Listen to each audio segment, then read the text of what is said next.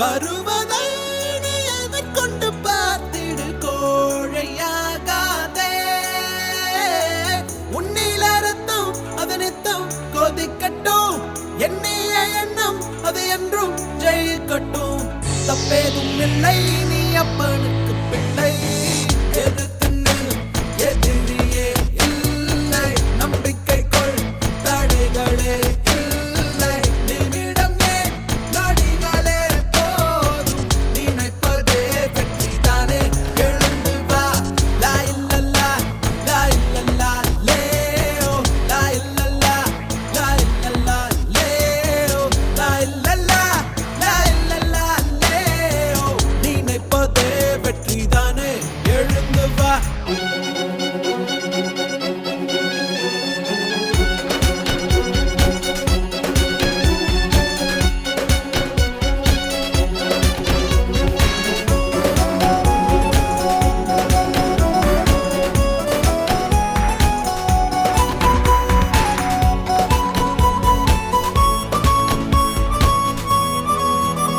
கண்ணால் வருவதை ஏற்றுக்கொள், கால் பதிவுகள் அழியாது. வான் வெளிவரை தொட்டுச் செல், உன் பரம்பரை முடிவேது. விழித்தவன் தூங்க கூடாது. இங்கே வந்திருக்கிற எல்லாருக்கும் என்னுடைய முதல் வணக்கம். நான் ஒரு 20 பேரை கூப்பிட்டுருந்தேன், ஒரு 15 பேர் வந்திருக்காங்க. போதும், எனக்கு அதுவே பெரிய விஷயம். இதுவே எனக்கு ஒரு பெரிய பலமாக இருக்குது. ஏன்னா பெரிய லெவலில் யார்கிட்டையும் சொல்லலை. தொழில் ரீதியாக வந்த என்னுடைய நண்பர்கள், கம்பெனியில் வேலை பார்க்கக்கூடிய பசங்க, எனக்கு தொழில் ரீதியாக ரொம்ப சப்போர்ட் பண்ணக்கூடிய ஒரு பாதுகாவலர் அண்ணன் முருகேசன் அண்ணனை வருக நான் வரவேற்கிறேன். மற்றபடி என்னுடைய ரிலேட்டிவ்ஸ், நண்பர்கள், பத்திரிகையாளர்கள், அருகில் இருந்து எங்களுடைய ஃபேமிலிக்கு சில உதவிகள் செய்யக்கூடிய நண்பர்கள், தொழில் ரீதியான நண்பர்கள், பத்திரிகையாளர்கள் அனைவருமே வருக என அன்போடு வரவேற்கிறேன். மரியாதைக்குரிய அண்ணன் ராஜா அண்ணனை வரவேற்கிறேன். முதல்ல குதூகலம் ஏற்றி இந்த ஃபங்க்ஷனை ஸ்டார்ட் பண்ணிடுறேன். அடுத்து நம்ம என்ன செய்ய போகிறோன்றதையும் நான் ஒரு 10 நிமிஷம் பேசுகிறேன். அதுக்கப்புறம் இது பண்ணிக்கலாம், சரிங்களா? அது நீங்கள் எல்லாரும் இருந்து என்னை வாழ்த்திட்டு போகணும்னு அன்பாக கேட்டுக்கிறேன். சரிங்களா?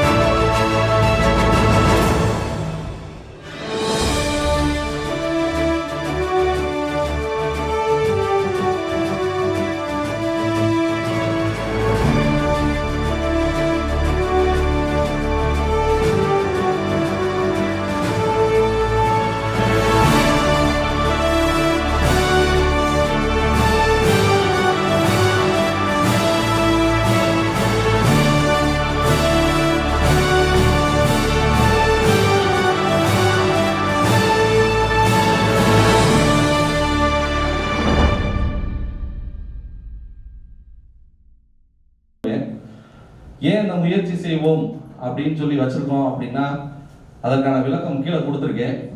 நம்ம இந்த மண்ணை எப்படி வாழணும், இந்த மண்ணில் நாம் எப்படி ஆளணும்னு நாம் நினைக்கிறோமோ அதை உருவாக்க முயற்சி செய்வோம் அப்படிங்கிற ஒரு நல்ல எண்ணத்துல இந்த பேரை நான் வச்சிருக்கேன். இது கண்டிப்பா ஒரு நல்ல இடத்துக்கு வரும். அது எப்போ வேணாலும் வரலாம். வர்ற வரைக்கும் வெயிட் பண்ணினாலும் நான் கண்டிப்பா அதை செய்வேன்னு எனக்கு ஒரு நம்பிக்கை இருக்கு. இந்த முயற்சி செய்வோம் கீழே வந்து ஒரு லோகோ கொடுத்துருக்கேன்.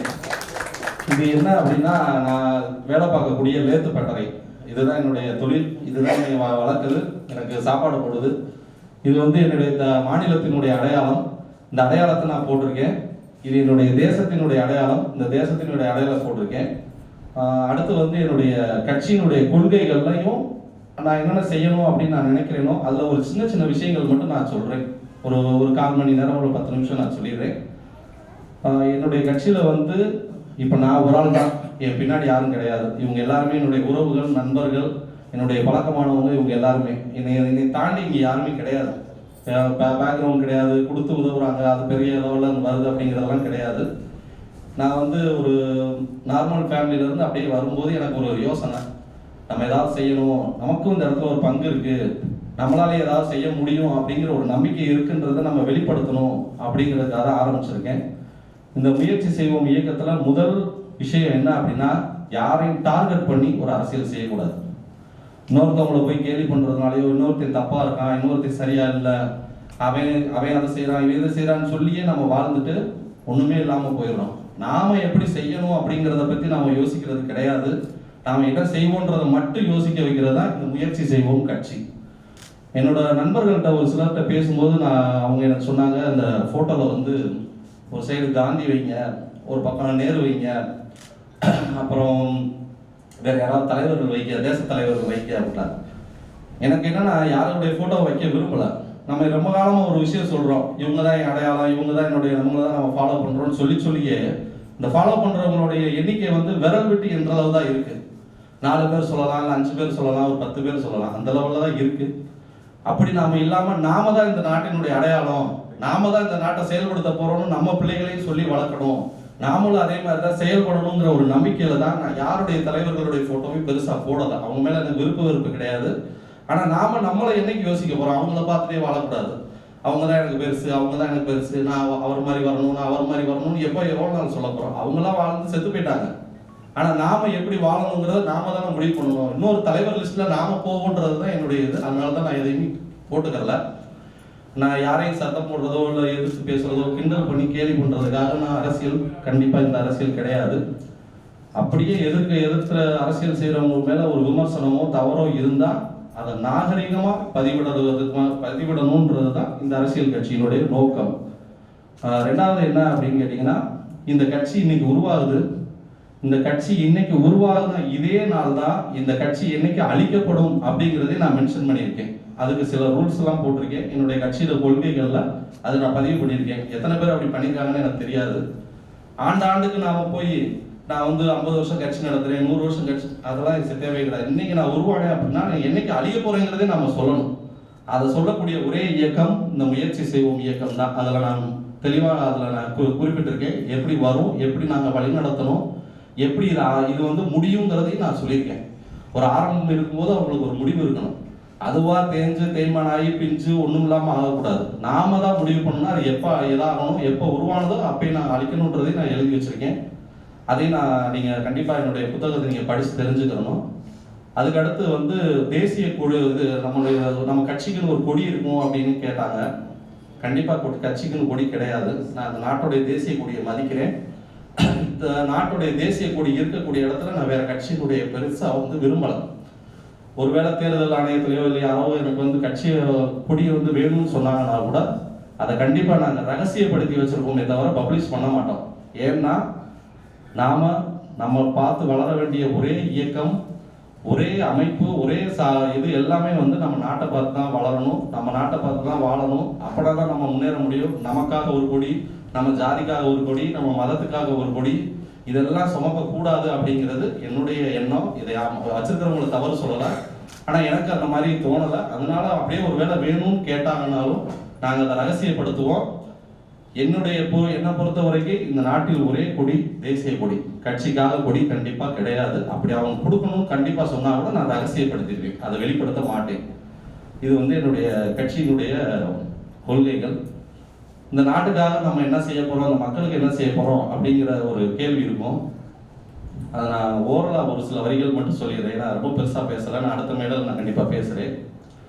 முதல்ல வந்து இந்த சட்டசபை செயல்பாடுகள் எப்படி இருக்கணும் அப்படிங்கிறத நான் இந்த புத்தகத்தில் எழுதப்பட்டிருக்கு. அது என்ன அப்படின்னா, 3 அடுக்கு முறையில் நம்ம நாட்டினுடைய வரவு செலவுகள் 3 அடுக்கு முறையில் கொண்டு வரணும் அப்படின்னு நாங்கள் மென்ஷன் பண்ணியிருக்கேன். சட்டசபை, கீழே வந்து சட்டமன்ற உறுப்பினர் அவை, கீழே வந்து ஒரு வார்டு அமைப்பு. இந்த 3 அமைப்பு கீழே மட்டுமே தான் கொண்டு போகணும். இப்போ நிறைய பிரிவுகள் இருக்குது. எம்பி ஒரு வேலை பார்ப்பாரு, எம்எல்ஏ ஒரு வேலை பார்ப்பாரு, கவுன்சிலர் ஒரு வேலை பார்ப்பாரு, பிரசிடென்சியில் தனியாக பார்ப்பாங்க, மேயர், அந்த மாதிரி நிறைய பிரிவுகள் இருக்குது. இதனால மக்களுக்கு எளிமையான ஒரு விஷயங்கள் போய் சேரலை அப்படின்னு நான் நினைக்கிறேன். அதனால 3 அடுக்கு முறையில் வரவு செலவு என்ன ஏதுன்றதை கண்டிப்பான முறையில் இந்த 3 அடுக்கு முறையில் கொண்டு வந்தால் கண்டிப்பாக இன்னைக்கு நான் நல்லபடியாக வரும் அப்படிங்கிற ஒரு நம்பிக்கையில் அதை நான் ஏற்பாடு பண்ணி அதை ரெடி பண்ணி வச்சுருக்கேன். ரெண்டாவது, அடுத்தபடியாக ஒரு விஷயம் என்ன அப்படின்னா, எந்த அதிகாரத்தில் இருந்தாலும் அந்த அதிகாரத்தில் இருக்கிறவங்க என்ன வேணாலும் நம்ம நாடாளுமன்ற சபையில் போய், மக்கள் சபையில் போய் என்ன திட்டங்கள் வேணாலும் அறிவிக்கக்கூடிய ஒரு அமைப்பு இருக்குது, ஒரு ரூல் இருக்குது. அது நிறைய பேருக்கு தெரியாது. அப்படி அந்த ரூலை பயன்படுத்தி அவங்க என்ன வேணாலும் பேசலாம், எவ்வளோ திட்டங்களை வேணாலும் அமுல்படுத்தலாம்.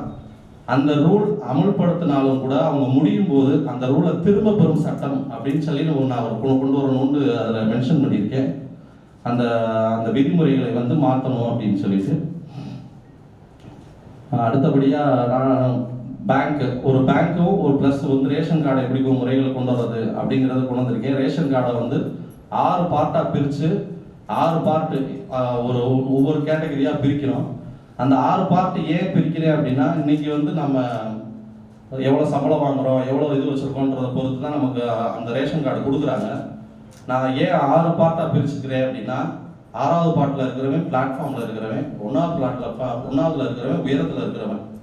இந்த 6வது பிளாட்ஃபார்மில் 5வது ஒரு நார்மல் வாழ்க்கை, ஒரு 4வது ஒரு மிடில் கிளாஸ் வாழ்க்கை வாழ்கிறவனுக்குன்னு தனியாக ஒரு பிளான் போட்டால் நம்மளால் கண்டிப்பாக அதை செயல்படுத்த முடியும். அப்படிங்கிறதுக்காக தான் இந்த ரேஷன் கார்டு முறையை ஆறாக பிரித்து இந்த மாதிரி கொடுங்க அப்படின்னு சொல்லி நான் அதில் எழுதியிருக்கேன்.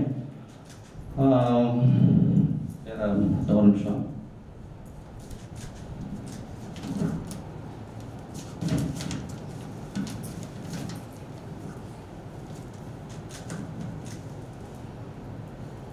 அது போக வந்து பொதுப்பணித்துறை சார்ந்த பயிற்சி மையங்கள் வந்து இன்னைக்கு நம்ம நாட்டில் கிடையாது.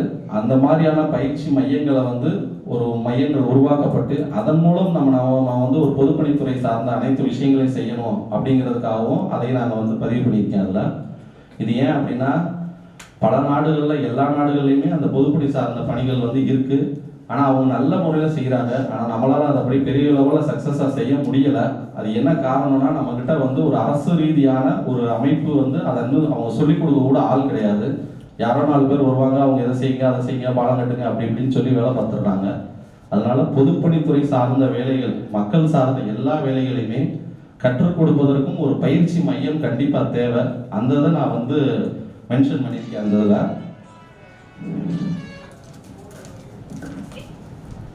அடுத்ததாக இந்த காவல்துறை சார்ந்த விஷயங்கள், அந்த மாதிரி நான் இப்போ சட்டசபை செயல்பாடுகள் சொன்னேன். அந்த மாதிரி காவல்துறை, கல்வி, வேலைவாய்ப்பு, விவசாயம், அந்த மாதிரி ஒவ்வொரு கேட்டகரியாக நான் பிரித்து வச்சுருக்கேன். அதில் வந்து காவல்துறைக்கு வந்து ஒரு அறிவுரை நீதிமன்றம் ஒன்று கொண்டு வரணும். கண்டிப்பாக வந்து பனிஷ்மெண்ட் கொடுக்கறது மட்டும்தான் ஒரு நீதிமன்றத்தினுடைய வேலை கிடையாது. மக்களுக்கு ஏதாவது தவறு நடக்குதுன்னா அந்த ஒரு நார்மல் ஏஜில் இருக்கிறவங்க தவறு பண்ணுறான்றது லோக்கல் பெட்டிஷனில் லோக்கலில் போகும்போதே அவங்கள கூப்பிட்டு வார்ன் பண்ணி இது தப்புன்னு சொல்லித்தரக்கூடிய அளவுக்கு இருக்கக்கூடிய நீதிமன்றங்கள் உருவாகணும். அந்த இதுக்காக ஒரு அறிவுரை நீதிமன்றங்கள் கொண்டாடணும்னு வச்சுருக்கேன். அதுபோக ஒரு இடத்தில் நடக்கக்கூடிய பிரச்சனையை பொது பிரச்சனையாக மாற்றக்கூடாது அப்படிங்கிறத மாற்றுறதுக்கான ஒரு அரசியல் அமைப்பை கொண்டு வரணும் அப்படிங்கிறத அதில் மென்ஷன் பண்ணியிருக்கேன். இது போக வந்து ரிவைன்ஸ் ரெக்கார்டு, ஒரு கொலை நடக்குதுன்னா அதை யாராவது ஒரு கொலை என்பது இன்னொரு கொலைக்கான ஆரம்பம் அப்படிங்கிறது தான் என்னுடைய பதில். அதனால ஒரு கொலை என்பது இன்னைக்கு சாதாரணமாக நடக்குது நாட்டில். எல்லாரும் அதை சகிச்சு தாண்டிட்டு பார்த்துட்டு வேடிக்கை தான் பார்த்துட்டு போகிறோம். ஒரு கொலைங்கிறத வந்து இன்னொரு கொலைக்கான ஆரம்பம் அப்படிங்கிறதுக்காக ஒரு ரிவெஞ்ச் ரெக்கார்ட்ஸ் கொண்டு வரணும் அப்படிங்கிறதுக்காக அந்த இதையும் நான் வந்து மென்ஷன் பண்ணியிருக்கேன், என்னோட புத்தகத்தில் மென்ஷன் பண்ணியிருக்கேன். அதுக்கப்புறம் வந்து கல்வியில் வந்து ஒரு முக்கியமான விஷயம் மட்டும் ஒன்றே ஒன்று பெருசாக இருக்குது, அதை மட்டும் நான் சொல்லியிருக்கேன். இன்னைக்கு உயர்நிலை கல்வி மையங்களையே ஸ்கூல்லையே உயர்நிலை பட்டப்படிப்புகளை கொடுக்கக்கூடிய ஒரு வாய்ப்பை ஏற்படுத்தி கொடுக்கணும். ஒரு பெரிய ஸ்கூல் இருக்கு அப்படின்னா ஒரு 2 கிளாஸ் தான் எங்களால் கொடுக்க முடியும், அதில் ஏதாவது உயர்நிலை பட்டப்படிப்பு கொடுக்க முடியும் அப்படின்னா அவங்களுக்கு வாய்ப்பு கொடுங்க. ஏன்னா இன்னைக்கு பட்டப்படிப்புனா என்னன்னா ஒரு 100 ஏக்கர் 50 ஏக்கர் இடம் இருக்கணும், பெரிய வசதியாக இருக்கணும், 4 பேர் போய் அதில் பணம் கட்ட முடியலன்னு திரும்பி வரணும், 4 பேர் போய் சீட்டு கிடைக்கலன்னு திரும்பி வரணும், இப்படி தான் இருக்கே தவிர அந்த படிப்புங்கிறது அவன் படிக்கிற புத்தகத்திலையும் சொல்லிக் கொடுக்குற ஆசிரியர்கிட்டையும் கற்றுக் கொடுக்கிற மாணவர்கள்ட்டையும் மட்டும்தான் இருக்கு. அதை இன்னைக்கு யாருமே செய்யறது இல்லை, விட அதை ஒரு பிரம்மாண்டமாகவே வச்சிருக்காங்க. இன்னைக்கு நம்ம ஒரு ஸ்கூல்லையே ஒரு 2 கிளாஸ் இருந்தாலும் கூட அதில் எங்களால் உயர்பட்ட படிப்பு கொடுக்க முடியும் அப்படின்னு சொல்லி அந்த நிர்வாகம் கேட்டால் அவங்களுக்கு அனுமதி கொடுக்கணும்.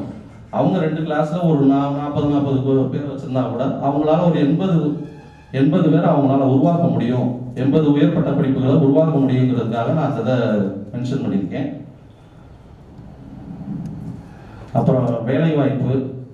இந்த வேலைவாய்ப்பு பற்றி சொல்லும்போது நல்ல திறமையுள்ள தகுதியுள்ள ஆளுகளுக்கு பெரிய நிறுவனங்களையும் வேலைவாய்ப்பு கொடுக்கணும். ஏன்னா நாங்கள்லாம் சின்ன சின்ன தொழில் பண்ணுறோம், எங்களுக்கெல்லாம் பெரிய லெவலில் எங்கள் நண்பர்களுக்கு தெரியும், நாங்கள் சின்ன லெவலில் பண்ணுறோம், ஆனால் பெரிய கம்பெனியில் போய் எங்களால் ஆர்டர் எடுக்க முடியாது. ஏன்னு கேட்டால் நீ இந்த செய்யணும், நீ இந்த ஐஎஸ்ஓ இருக்கணும், அது இருக்கணும், இது இருக்கணும், ஏகப்பட்டதா நீ இவ்வளோ பெரிய இடத்துல இருக்கணும் அப்படின்லாம் சொல்லி நாங்கள் நிறைய இடங்களில் கீழே தள்ளி விடப்பட்டிருக்கோம். ஆனால் எங்களால் உழைக்க முடியும், பட் எங்களுக்கு அந்த அளவுக்கு பேக்ரவுண்ட் கிடையாது. அப்படின்னா அதை சேர்த்து எடுத்துக்கிற அளவுக்கு ஒரு அமைப்பை கொடுக்கணும் அப்படிங்கிறது அதில் மென்ஷன் பண்ணியிருக்கோம். யாராக இருந்தாலும் எவ்வளோ பெரிய நிறுவனத்தில் வேணாலும் போய் வேலை எடுத்து பார்க்கக்கூடிய நிலையை உருவாக்குனாதான் கீழே இருக்கிறவன் மேலே வரவே முடியும். ஆனால் மேலே இருக்கிறவே வசதியானவை மட்டும்தான் செய்ய முடியும், ஒரு பெரிய கம்பெனியில் போய் எடுக்க முடியும். அப்படின்னா நாங்கள் என்னைக்கு முன்னேறது ரொம்ப தான் கீழே தான் போவோம். எங்களுக்கான கூலியும் கிடையாது, ஒன்றும் கிடையாது. ஆனால் அப்படின்னாலும் நாங்கள் வளர முடியலை.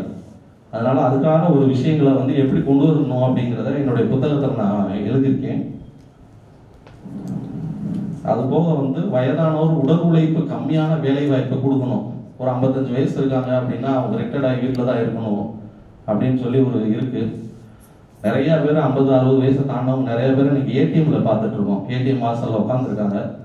அந்த மாதிரி ஆளுகளுக்கு எத்தனையோ கடைகளில் உடல் உழைப்பு கம்மியான வேலைகளை கொடுக்கறதுக்கான ஒரு எப்படி கொண்டு வரணும் அப்படிங்கிறத நான் என்னுடைய புத்தகத்தில் எழுதியிருக்கேன். அவங்களுக்கும் கண்டிப்பாக, ஏன்னா அவங்களுக்கும் பசிக்கும், அவங்களுக்கும் மருந்து செலவு தேவைப்படும், நம்மளை விட அவங்களுக்கு தான் உடல் வலி அதிகமாக இருக்கும், அவங்களுக்கும் வாய்ப்பு கொடுக்கணும் அப்படிங்கிறது என்னுடைய எண்ணம். அதுக்கடுத்து விவசாயத்தை பற்றி ஒரு 3-4 இது எழுதியிருக்கேன். விவசாயம்னா திறந்த வெளி விற்பனை மையங்கள் கண்டிப்பாக அமைக்கணும். இது ஏன் அப்படின்னா ஒரு விவசாயி தன்னோட விவசாய பொருளை தானாக கொண்டு வந்து விற்கிறதுக்கு இன்னைக்கு வரைக்கும் எந்த இடமும் கிடையாது. அந்த மார்க்கெட் இருக்கு, இந்த மார்க்கெட் இருக்கு, இந்த சந்தை இருக்குன்னு எல்லாரும் சொல்றாங்க. ஆனால் வாங்குறவங்க அவன் அந்த கடை பெர்மனன்ட் கடை தான் இருக்கு.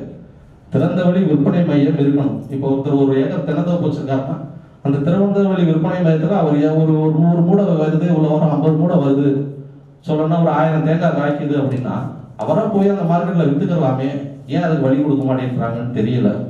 இன்னைக்கு வரைக்கும் ஒரு மார்க்கெட்டில் கடை இருக்கும், அந்த கடைக்கு ஒருத்தர் சொந்தக்காரர் இருப்பார், அவர்கிட்ட போய் 1 லட்ச ரூபா வாங்கிக்கிறாங்க. அவர் என்ன ரேட்டு சொல்கிறாரோ அதுக்கு தான் கொடுத்துட்டு இருக்காங்க. கடைசியில் விவசாயம் சரியில்லை, சாப்பாடு சரியில்லை, விவசாயிகள் நஷ்டத்தில் இருக்காங்க அப்படின்னா என்னைக்கு அது சரியாக இருக்குது? என்னைய பொறுத்த வரைக்கும் என்னன்னா விவசாயிகள் நேரடியாக விற்பனை செய்யக்கூடிய விற்பனை மையங்கள் கண்டிப்பாக வேணும். ஒரு மாவட்டத்துக்கு 3ஆவது வேணும்.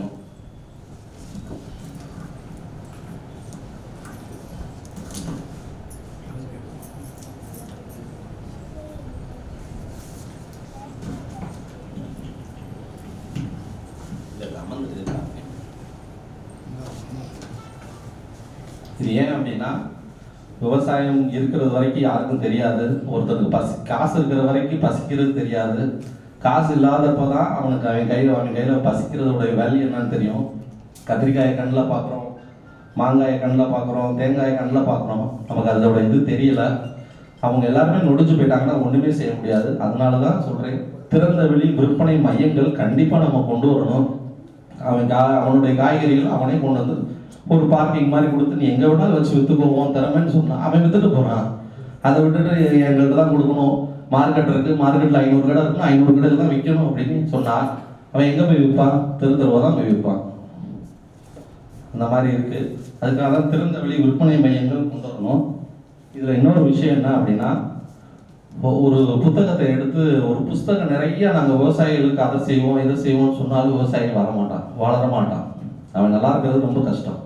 ஒரு விவசாயிக்கு என்ன பிரச்சனைங்கிறது ஒரு விவசாயிக்கிட்ட தான் கேட்கணும்.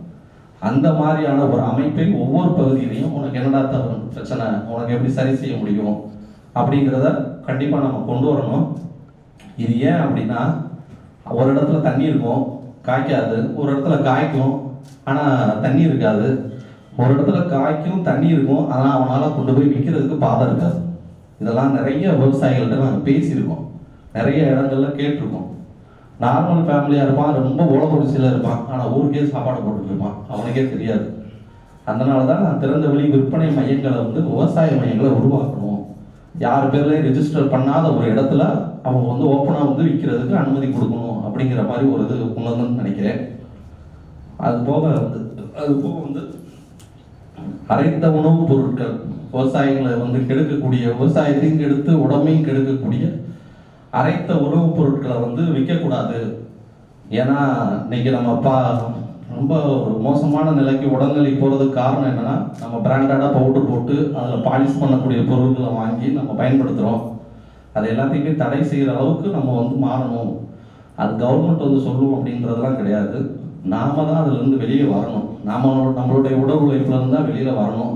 அதுக்காக அந்த இதை நான் செய்யணும் அப்படிங்கிறது தான் நான் அதில் மென்ஷன் பண்ணியிருக்கேன். இதெல்லாமே ஒரு முக்கியமான பாயிண்ட்டு. ஒரு இதுலேயும் ஒரு 2-3 சொல்லியிருக்கேன். இன்னும் நிறையா அந்த புத்தகத்தில் இருக்குது. அது நீங்கள் எல்லாரும் போய் வாங்கி, நீங்கள் 20 பேர் வந்திருந்தாலும் சரி, அந்த 20 வந்தாலே எனக்கு ஒரு 20 கை விரல் வந்த மாதிரி இருக்குது. நீங்கள் வாங்கி படிக்கணும். நல்லா இருந்துச்சுன்னா நல்லா இருக்குன்னு சொல்லுங்கள். நாளைக்கு நல்லா இல்லைனாலும் எது சரியில்லையோ அந்த புத்தகத்தில் பின்னாடி ஒரு பக்கம் கொடுத்துருக்கேன். நீங்கள் மென்ஷன் பண்ணி வச்சுட்டு என்கிட்ட சொல்லலாம், தம்பி இது தப்பாக இருக்குது, நீங்கள் மாற்றிக்கோங்கன்ட்டு. எத்தனை பேர் அப்படி செய்கிறாங்கன்னு எனக்கு தெரியாது. ஆனால் நம்மளுடைய தவறையும் நம்ம தெரிஞ்சுக்கிறணுன்றதுக்காக ஒரு பேப்பரில் ஒரு புத்தகம் ஒரு பேஜ் கொடுத்துருப்பேன். அதில் நீங்கள் பதிவு செஞ்சு எங்களுக்கு கண்டிப்பாக நீங்கள் கொடுக்கலாம். அதை நான் கண்டிப்பாக தெரிஞ்சுக்கிருவேன். இதுக்கப்புறம் நான் ஒரு விஷயம் சொல்கிறேன். நீங்கள்லாம் கட்சி ஆரம்பித்து என்ன செய்ய போகிறீங்க, இவ்வளோ பெரிய க்ரௌடு கிடையாது, உங்களுக்கு பண வசதி கிடையாது, நீங்கள் எப்படி செய்ய போகிறாங்க அப்படின்னு சொல்லி ஒரு யோசனை இருக்கலாம். நமக்கு முன்னாடி ஒரு 100 பேர் செய்கிறானே, தொழில் பண்ணுறானே, நம்ம முன்னாடி ஒரு 100 பேர் கட்சி ஆரம்பிக்கிறானே, நமக்கு முன்னாடி ஒரு 100 பேர் கட்சியோட வழி நடத்தி பெரிய லெவலில் இருக்கிறானே, நாம் போய் என்ன செய்ய முடியும் அப்படின்னு யோசிக்கலாம்.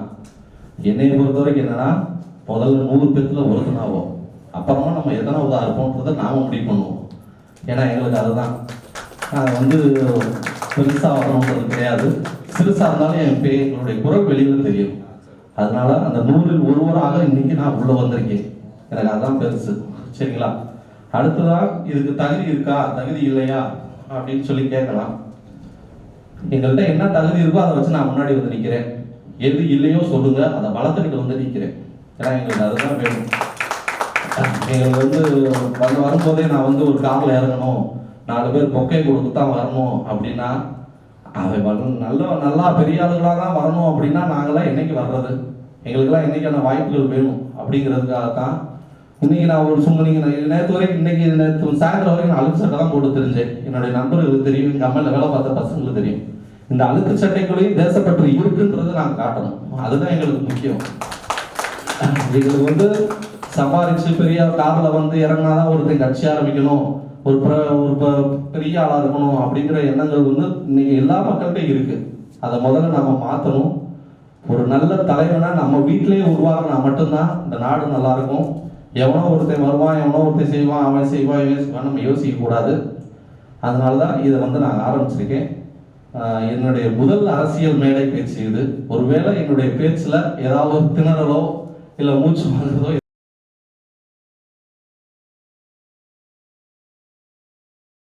15 வருஷமா வந்துருக்கேன்.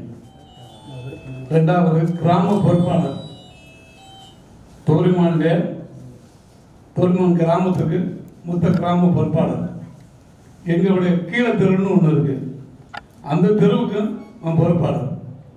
2வது குமார் எங்கிட்ட கேட்டு முடிவு பண்ணி இந்த சிறு தொழில் ஆரம்பிக்கல, கொஞ்சம் சிரமமாக தான் இருந்துச்சு. அதை வச்சு குமாருக்கு ஆதரவு கொடுத்து நல்ல ஒரு முன்னேற்றத்துக்கு வழிமுறை செய்கிறதுக்கு எங்கள் கிராமத்தில் குமாருக்கு அதிகமாக சப்போர்ட் பண்ணிக்கிறீங்க. ரெண்டாவது, இந்த கட்சியில் ஒன்று ஆரம்பிக்கிறாரு, அது மேலும் மேலும் வெற்றி அடைய எங்களுடைய வாழ்த்துக்களை எங்களுடைய கிராமத்தின் சார்பாகவும் என்னுடைய விடைபெறுகிறேன்.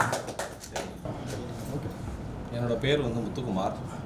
நான் மதுரை மாவட்டம் தோரிமானில் வந்து ஒரு லேத்து பட்டறை வச்சுருக்கேன். விராட்டிபத்தில் குடியிருக்கிறேன்.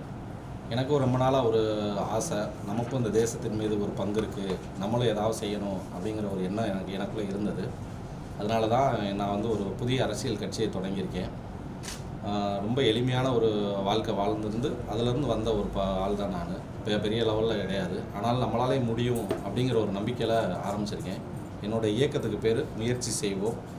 இந்த முயற்சி செய்வோம் அப்படிங்கிறத ஏன் வச்சுருக்கேன் அப்படின்னா, இந்த மண்ணில் நாம் எப்படி வாழ வேண்டும், எப்படி ஆள வேண்டும் என்பதை உருவாக்குறதுக்கு நாம் முயற்சி செய்வோம் அப்படிங்கிற அந்த டாப்பிக்கில் தான் நான் முயற்சி செய்வோம் கட்சின்னு வச்சுருக்கேன். நான் யாரையும் அடையாளப்படுத்திக்கிட்டு வரணும்னு நினைக்கல.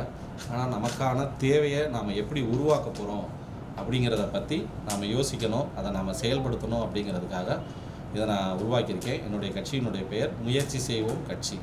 இதுக்கு மக்கள் வந்து எங்களுக்கு ஆதரவு கொடுக்கணும். எங்களுடைய முயற்சி செய்வோம் கொள்கைகள் இதெல்லாமே வெளிப்படுத்தியிருக்கோம். நீங்கள் வந்து அதெல்லாம் படித்து இந்த பத்திரிகையாளர்கள் மூலியமாக தெரிந்து கொண்டு எங்களுக்கு அதை ஆதரவு கொடுக்குமாறு கேட்டுக்கொள்கிறேன். 2026 சட்டமன்ற தேர்தலில் போட்டியிட இல்லை, இன்றைக்கி தான் நான் ஆரம்பிச்சிருக்கேன். இன்னொன்று என்னன்னு கேட்டிங்கன்னா, இதில் வந்து நான் தலைவர் கூட கிடையாது, ஒரு நிறுவனர். இதை நான் உருவாக்கக்கூடிய ஒரு கேரக்டர். இதுக்கு அடுத்த ஸ்டேஜில் யார் இருக்காங்கன்றதே நான் இன்னுமே தான் முடிவு பண்ணணும். ஆனால் எங்களால் முடியும் அப்படிங்கிற ஒரு நம்பிக்கையோடு நான் அதை ஆரம்பிச்சிருக்கேன். எப்படி வாழ வேண்டும் அப்படி போட்டிருக்கீங்க, எப்படி வாழணும்னு கண்டிப்பாக நான் அந்த இயக்கத்தினுடைய புத்தகத்தில் நான் எல்லாமே டீட்டெயில் கொடுத்துருக்கேன். எப்படி வாழணும் அப்படின்னா, ஒரு வார்த்தை சொல்கிறேன், நீங்கள் அதை எப்படி எடுத்துக்கிறீங்கன்னு எனக்கு தெரியாது. நம்ம நாடு வந்து ரொம்ப நாளாக வந்து நம்ம வந்து வல்லரசு நாடாக போகிறோம், அதுக்கப்புறம் நம்ம தமிழ்நாடு வந்து முன்னோடி மாநிலமாக இருக்குது, எல்லாம் பேசுகிறோம். ஆனால் எல்லாத்தையும் பேசிட்டு மக்கள்கிட்ட போய் ஓட்டு கேட்க போகும்போது, நான் உனக்கு சாக்கடை போட்டு தரேன், நான் வந்து ரோடு வசதி செஞ்சு தரேன், தெருவில் அமைச்சு தரேன்னு தானே கேட்குறோம். அந்த நிலைமையில் இருந்துட்டு நம்மளை பெரிய லெவலில் பேசுகிறதே ஒரு ஏமாற்றமாக தான் தோணுது. அதை மாற்றுறதுக்கான ஒரு அமைப்பாக தான் நான் உருவாகணும் அப்படின்னு ஆசைப்படுறேன். நிர்வாகிகள் இன்ன வரைக்கும் நாங்கள் முடிவு பண்ணல. இன்றைக்கி வரைக்கும் நான் ஒற்றை ஆள் தான். என்னுடைய நண்பர்கள், என்னுடைய உறவுகள் தான் இவங்க எல்லாருமே. உங்களுக்கு தனியாக யாரையும் நான் வெளியிலேருந்து யாரையும் கூட்டிகிட்டு வரல. நான் ஒரு 30 பேரை இன்வைட் பண்ணியிருந்தேன். அவர் ஒரு 15-20 பேர் வந்திருக்காங்க. எனக்கு அதுவே போதும். நிர்வாகிகள் இனிமேல் தான் நான் வந்து யார் எனக்கு சப்போர்ட் பண்ணுறாங்கன்றது தெரிஞ்சுக்கணும். நான் இது வந்து கட்சியாக எடுத்துக்கலாமா, புக்கு ஆசிரியர்? கண்டிப்பாக கட்சியாக அறிமுகப்படுத்தியிருக்கேன். கண்டிப்பாக இது அடுத்த கட்டத்துக்கு நாங்கள் கட்சியாக தான் இருக்கேன். இனிமேல் தான் பண்ணணும்னு. ஆமாம், அதனால தான் நான் இண்டிவிஜுவலாக உள்ளுக்குள்ளேயே வச்சு பண்ணியிருக்கோம். பெரிய லெவலில் பண்ணலை இன்னும். கட்சியாக வந்து அடுத்து நாங்கள் ரிஜிஸ்ட்ரேஷன் ப்ராசஸ்க்கு கண்டிப்பாக போவோம். என்னோட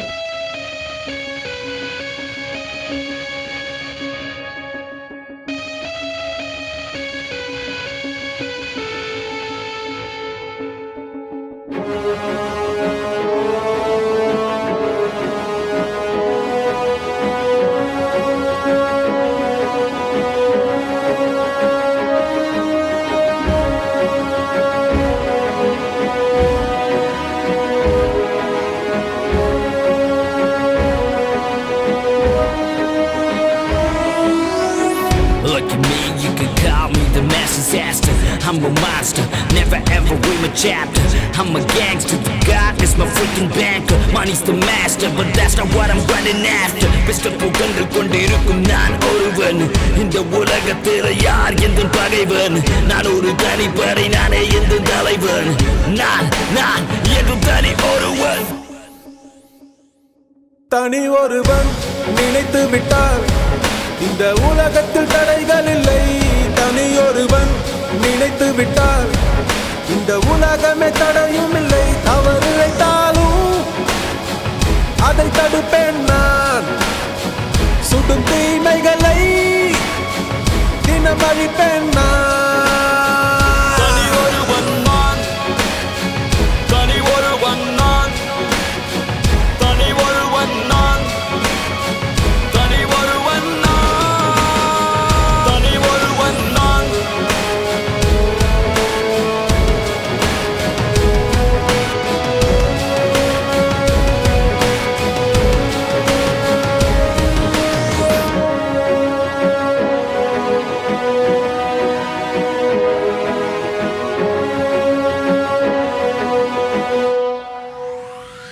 சாட்டை எடுத்து நாட்டை திருத்து இளம் தலைமுறை தானே நீ வழி தீமைக்கெதிராய் நானும் வருவேன் தனி ஒருவனாய் உன் படையெடுத்து ஒரு நாள் இல்லை ஒரு நாள் இந்த உலகம் வழியும் தோழா அது நாள் வரும் முன்னே உன்னை வென்று முடிப்பேன் தனி ஒருவன் நினைத்து விட்டால் இந்த உலகத்தில் தடைகள் இல்லை தனியொருவன் நினைத்து விட்டால் இந்த உலகமே தடையும் இல்லை தவறிழைத்தாலும் அதை தடுப்பேன்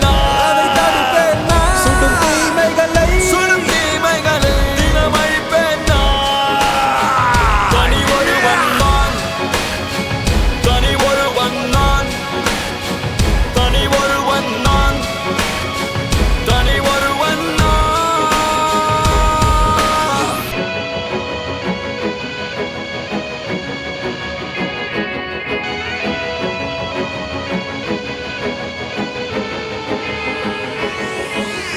அச்சம் தவிர ஆண்மை கொள் தீமை அழித்து பகையைகள் அச்சம் தவிர ஆண்மை கொள் தீமை அழித்து பகையைகள் அச்சம் தவிர ஆண்மை கொள் தீயதை எதிர்